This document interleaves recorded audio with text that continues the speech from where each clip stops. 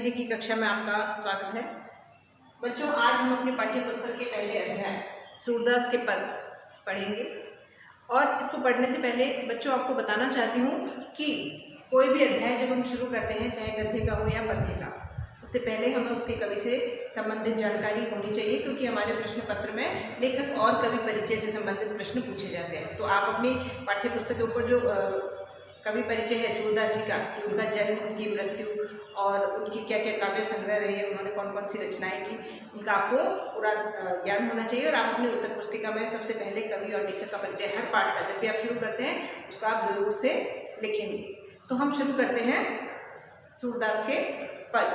अब ये पद शुरू करने से पहले मैं आपको थोड़ी सी जानकारी देना चाहती हूँ बच्चों, कि राधा और श्री कृष्ण इन दोनों का पहला मिलन जब हुआ था, यानी पहली बार जब श्री कृष्ण ने राधा को देखा था, तो उनसे किस प्रकार से बातचीत शुरू की जाए या कैसे पहल की जाए उनसे बात करने की, उसी का इसमें वर्णन है। जैसे आप लोगों ने कई बार देखा होगा, आप जब किसी से फर्स्ट टाइम मिलते हो, पहली बार जब आप किसी से मिलते हो तो आप पूछते हो कि तुम कौन हो, किसकी बेटी हो, कहाँ रहती हो, पहले तो तुम्हें कभी नहीं देखा, है ना। इस तरह से आप जैसे इंट्रोडक्शन करते हो और इसी तरह से आपका उससे बातचीत का क्रम शुरू हो जाता है। तो यहाँ पे राधा और कृष्ण के प्रथम मिलन यानी पहली बार उनका जो मिलना है उसी के बारे में बताया गया है। तो थोड़ा ध्यान दीजिए। बूझत श्याम कौन तू गोरी, बूझत श्याम कौन तू गोरी। श्री कृष्ण जो है वो राधा से पूछते हैं, बूझत श्याम पूछते हैं श्री कृष्ण कौन तू गोरी, कि हे गोरी तुम कौन हो। राधा से पूछते हैं कि हे गौरी तुम कौन हो, कहाँ रहती, काकी है बेटी, और हे सुंदरी तुम कहाँ रहती हो, काकी है बेटी, और तुम किसकी बेटी हो, तुम किसकी पुत्री हो, तुम कहाँ रहती हो और तुम किसकी बेटी हो। देखी नहीं कबहू ब्रज खोरी, क्योंकि आज से पहले हमने ब्रज की, खोरी यानी गली, है ना, खोरी का अर्थ होता है गली, तो आज से पहले हमने तुम्हें कभी ब्रज की गलियों में नहीं देखा है। श्री कृष्ण राधा से पूछते हैं कि तुम कौन हो, कहाँ रहती हो, किसकी बेटी हो, और आज से पहले ब्रज की गलियों में तुमको हमने कभी नहीं देखा। काहे को हम ब्रज तन आवती, खेलत रहती आपनी पोरी। और श्री कृष्ण राधा से कहते हैं कि तुम काहे को हम ब्रज तन आवती, तुम हमारे ब्रज की गलियों में या तुम यहाँ हमारे ब्रज में क्यों आ गई हो, तुम यहाँ किस लिए आई हो।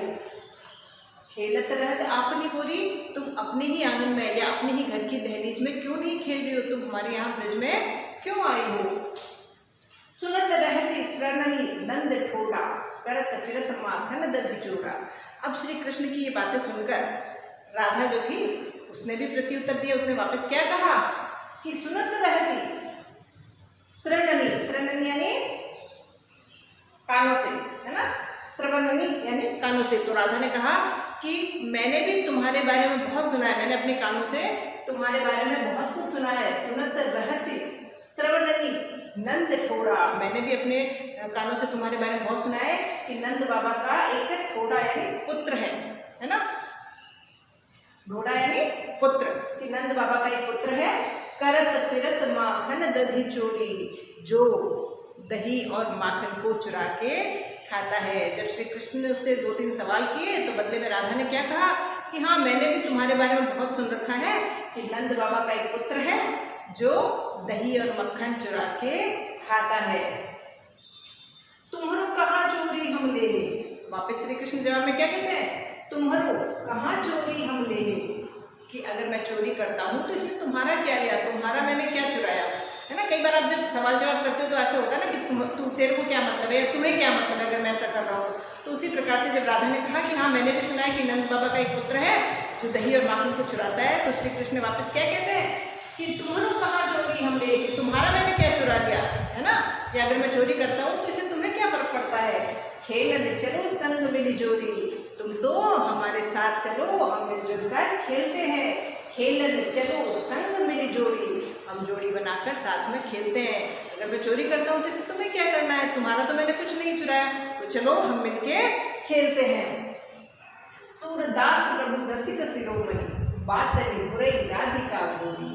और अंत में सूरदास जी कहते हैं कि इस प्रकार से रसिक शिरोमणि यानी रसिया श्री कृष्ण ने, रसीले श्री कृष्ण ने अपनी बातों की जाल में बुरई यानी बहका देना, भोली भाली राधिका को बहका दिया।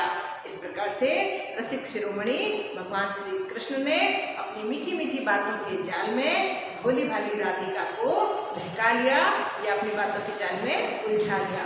तो बच्चों ये था हमारा सूरदास के पद का पहला पद।